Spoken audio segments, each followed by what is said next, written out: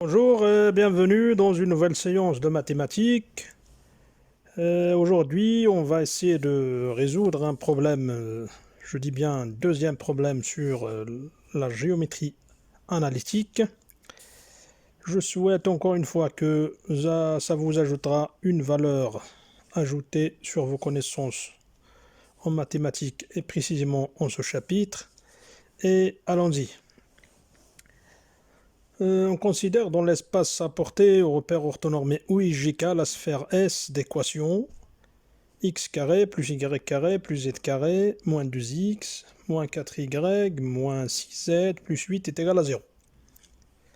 Et le plan d'équation x moins y plus 2z plus 1 est égal à 0. En première question, on nous dit de montrer que le point oméga de coordonnées 1, 2, 3 est bien le centre de la sphère S et que le rayon de cette même sphère est égal à racine de 6. En deuxième question, on nous dit de vérifier que le plan P est tangent à la sphère S. Alors, toujours dans ce genre de questions, quand on vous demande le positionnement de la sphère par rapport à un plan, alors il y en a toujours trois cas possibles. Soit que le plan soit tangent à la sphère, c'est-à-dire il se retouche, il se touche en un point, en un seul point, un point unique, soit que le plan et la sphère ne se touchent pas, c'est-à-dire ils sont distants, soit que la sphère entre dans le plan et y occupe un cercle.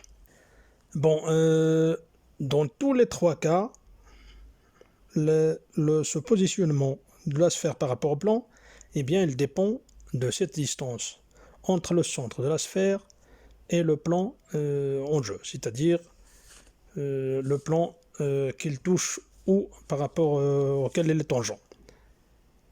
Les trois cas possibles. Si le rayon est égal à la distance, c'est-à-dire du centre vers le plan. Dans ce cas, le plan et la sphère sont tangents. C'est-à-dire, c'est logique, c'est mathématique. Si le rayon maintenant il est supérieur à la distance, c'est-à-dire c'est le cas où la sphère va entrer dans le plan et occuper une sorte de cercle.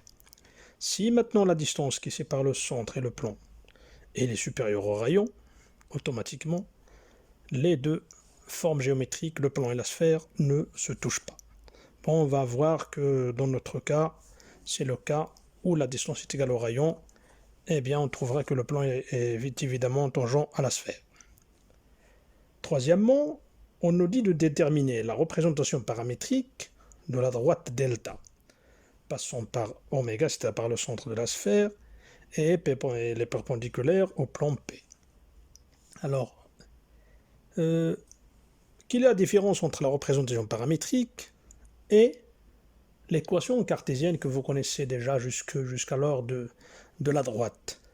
Eh bien, tout simplement, cette fois-ci, c'est une équation qui va dépendre d'un paramètre qu'on va voir, c'est-à-dire, comme on a déjà parlé dans la première vidéo, c'est que la droite maintenant, elle admet une infinité de vecteurs directeurs. Alors chaque vecteur directeur il est collinéaire par rapport à un vecteur choisi.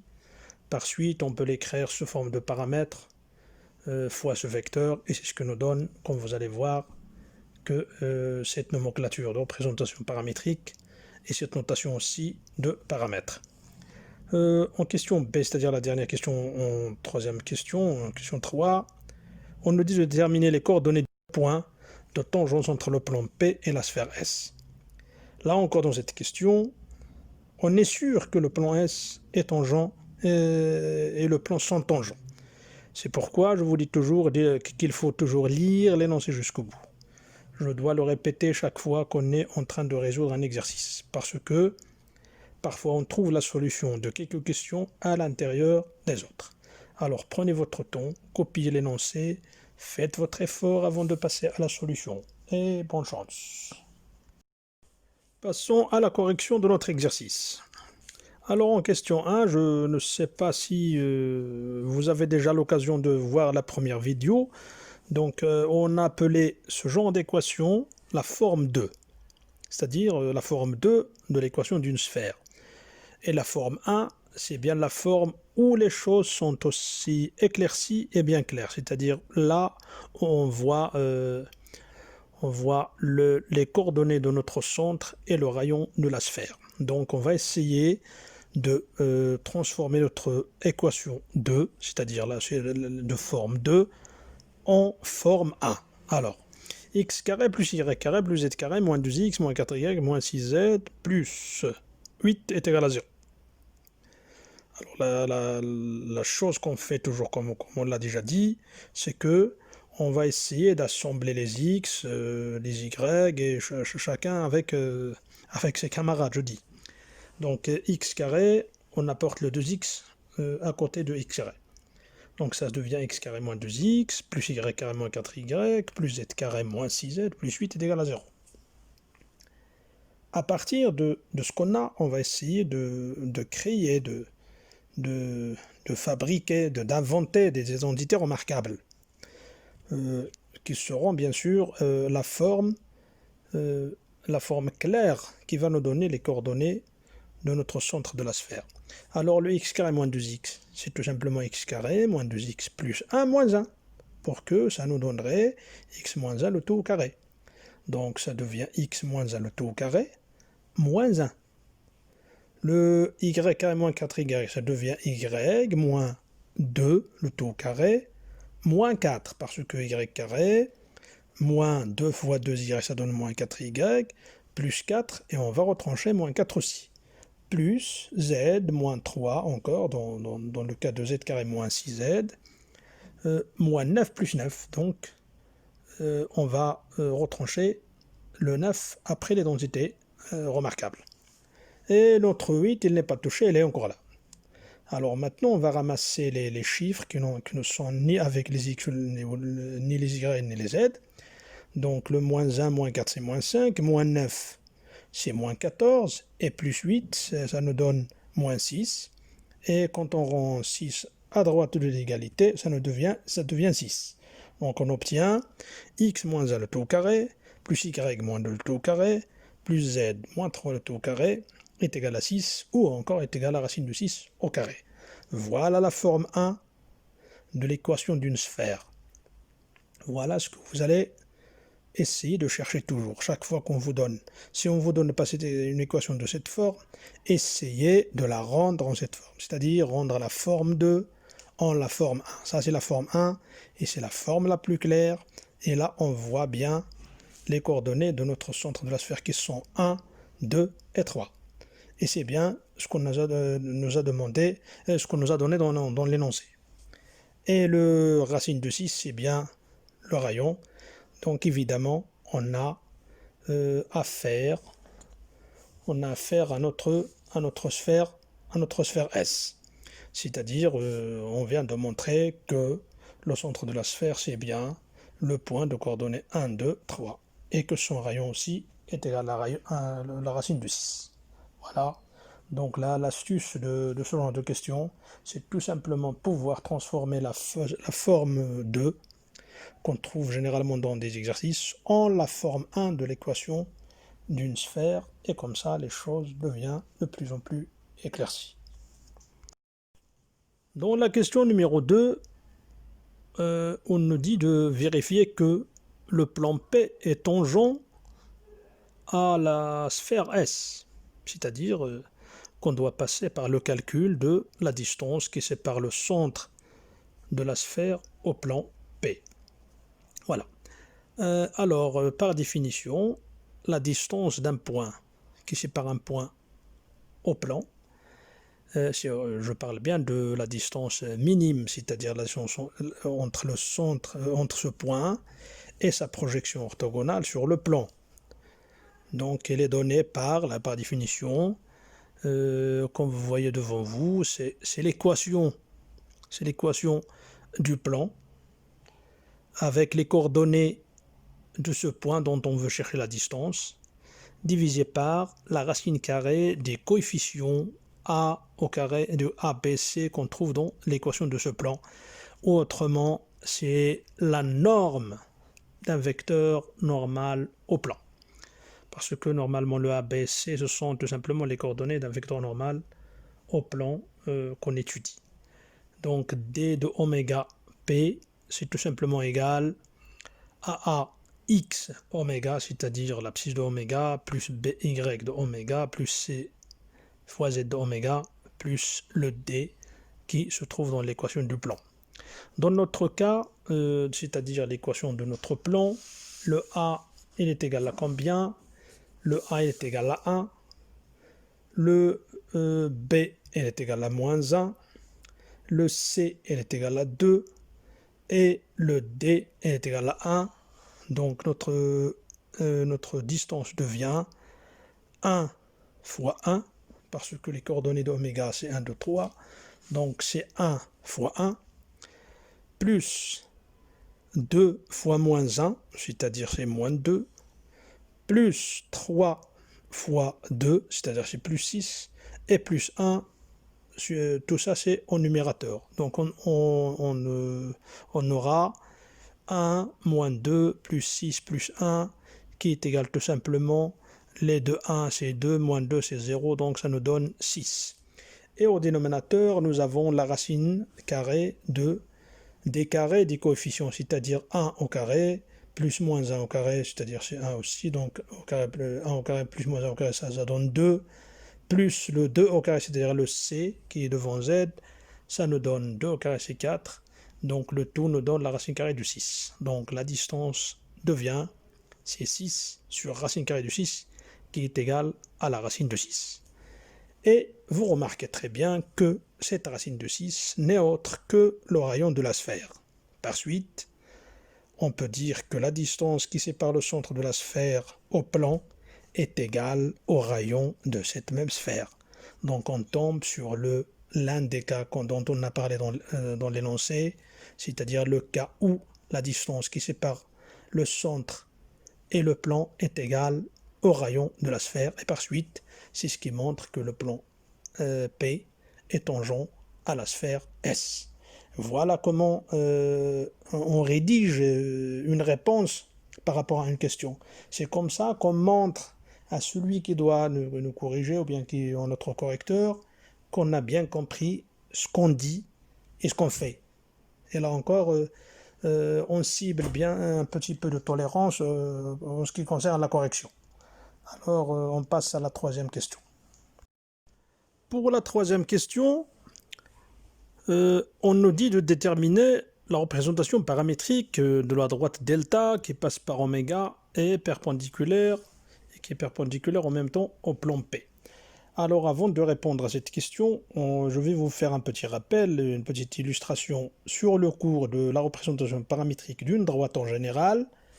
Et comme ça, vous allez voir que notre exercice n'est qu'une petite application de ce que vous allez voir dans ce cours. Alors, devant vous, on a le schéma d'une droite dans l'espace. Bon, je les mets dans le plan, mais imaginez-vous qu'il y a encore un axe, un troisième axe Z. Alors, la droite, on a dit qu'elle est toujours engendrée par un vecteur directeur qu'on choisit. Donc j'ai dit qu'il y a une infinité de vecteurs directeurs, mais on en choisit un. Alors on choisit un vecteur U, devant vous le U, de coordonnées A, B et C. J'espère bien que vous connaissez ce que ça veut dire les coordonnées d'un vecteur. C'est les coordonnées de son point d'origine moins les coordonnées de haut, donc dans tous les cas. Donc c'est A, B et C. Ok. Donc on choisit un point M qui appartient à la droite delta. Alors le vecteur AM, puisque M appartient à la droite, donc on peut écrire le vecteur AM sous forme d'un réel fois U. Je dis bien scalaire, parce qu'un réel, la multiplication entre un vecteur et un réel, on l'appelle scalaire. Donc c'est T scalaire U. On le note par le point. Au lieu de mettre la croix de la multiplication, je mets le point. Donc AM est égal à T, un réel quelconque, c'est quelque chose fois scalaire le vecteur U. Voilà, c'est ce qu'on appelle le vecteur. Les vecteurs sont collinéaires. Très bien. Alors les coordonnées de ce vecteur A, elles sont quoi? On a bien sûr, on note M avec ses coordonnées X, Y et Z. Voilà, comme vous le voyez devant vous. Donc c'est noté X, Y et le Z, vous l'imaginez, avec l'autre axe qui n'est pas sur le plan. Donc alors, les vecteurs les coordonnées du vecteur AM, c'est quoi? C'est X moins XA, Y moins YA et Z moins ZA. Et les coordonnées de U, c'est quoi? C'est A, B, C. Donc on peut écrire que X moins XA, Y moins YA, Z moins ZA est égal à T fois ABC. C'est-à-dire X moins XA est égal à T fois A, Y moins YA est égal à T fois B, et le Z moins ZA est égal à T fois C. Jusque-là, c'est très bien. Tout simplement, on a fait qu'expliquer ce que ça veut dire un vecteur qui appartient à une droite, c'est-à-dire qui est collinéaire au vecteur directeur qu'on a choisi au départ. Donc on obtient un système de trois équations. X est égal à XA plus TB, Y est égal à YA plus TB, et Z est égal à ZA plus TC.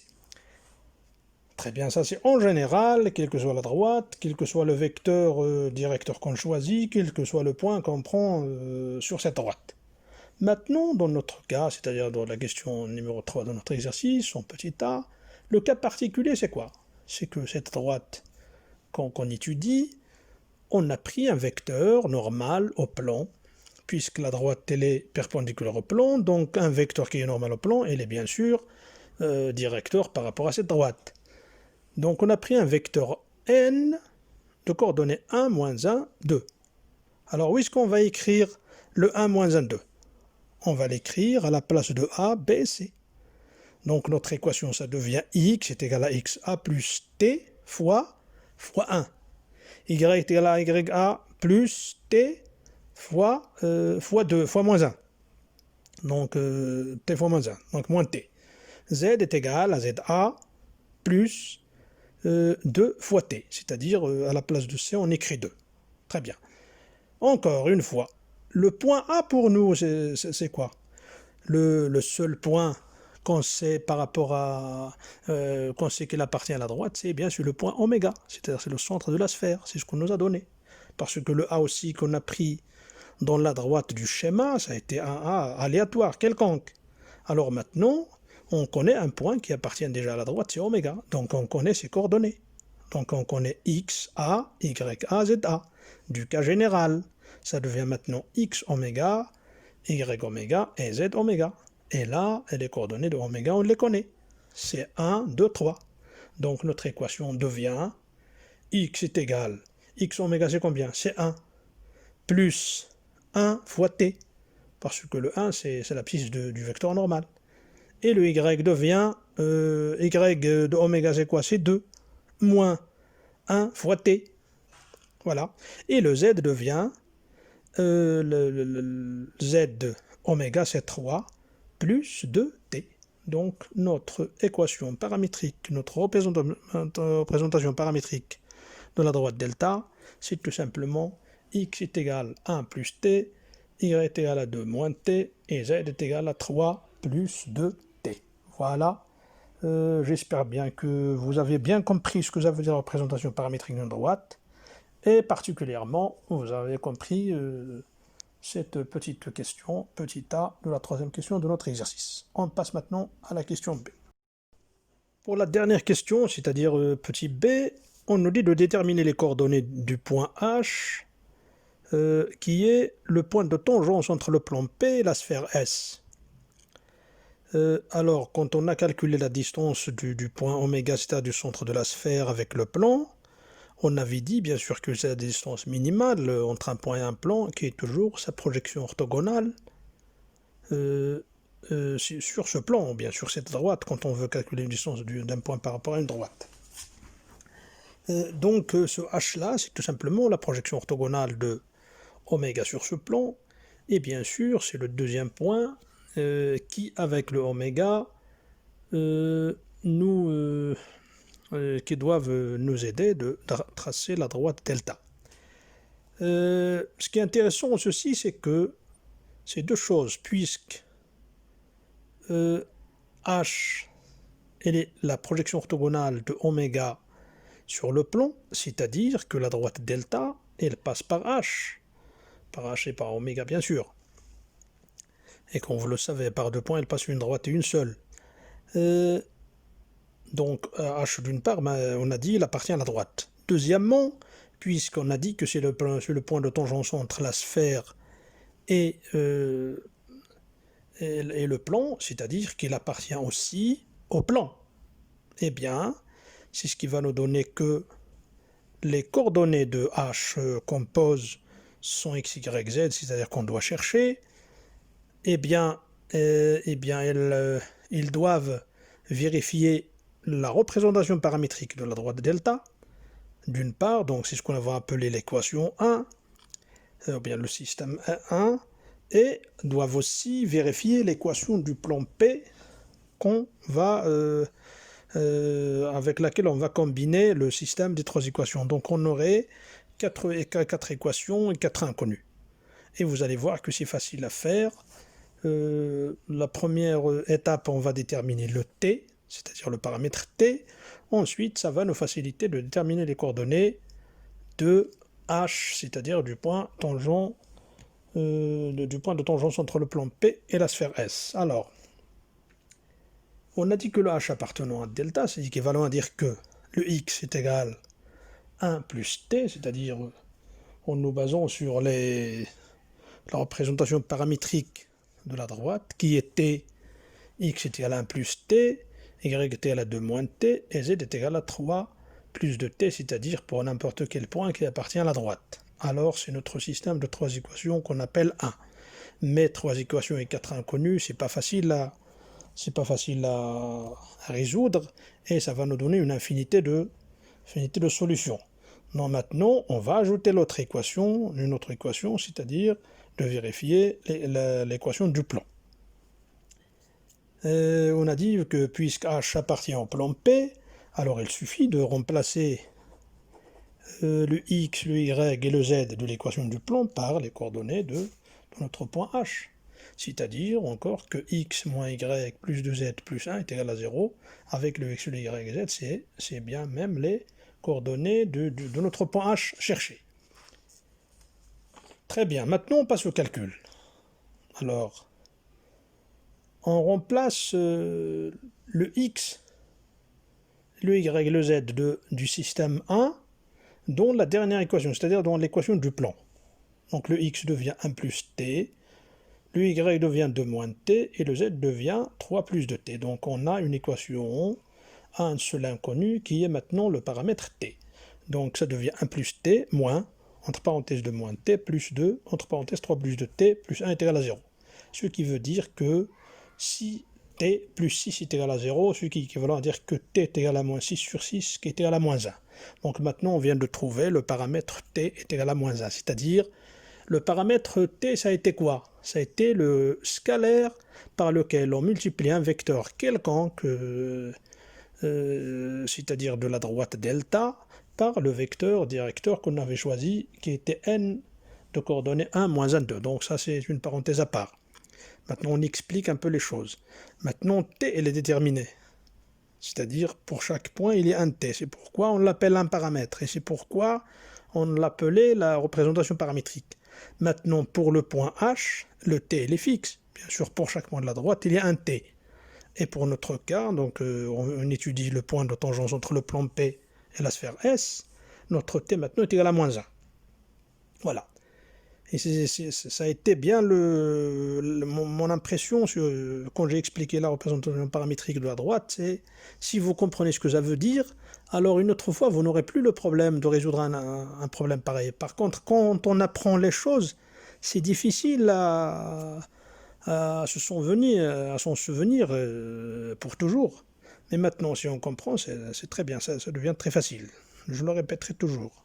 Comprendre, c'est mieux qu'apprendre. Alors finalement, il suffit de remplacer le t par sa valeur dans le système 1 et on obtient les trois coordonnées dans notre h cherché. Le x devient maintenant x est égal à 1, moins 1, ça devient 0. Le y devient 2, moins 1, ça devient moins 1, je veux dire, donc ça devient 3. Et le z devient 3 plus 2 fois moins 1, c'est-à-dire moins 2, ça devient 1, et les coordonnées de notre point de tangence entre le plan et la sphère, c'est h, le coordonnées 0, 3 et 1. Et comme ça, on a terminé notre exercice, en souhaitant que vous avez bien saisi, bien compris tout ce qu'on vient de faire, tout ce qu'on vient de dire, et je vous souhaite bon courage, et à bientôt dans une autre occasion.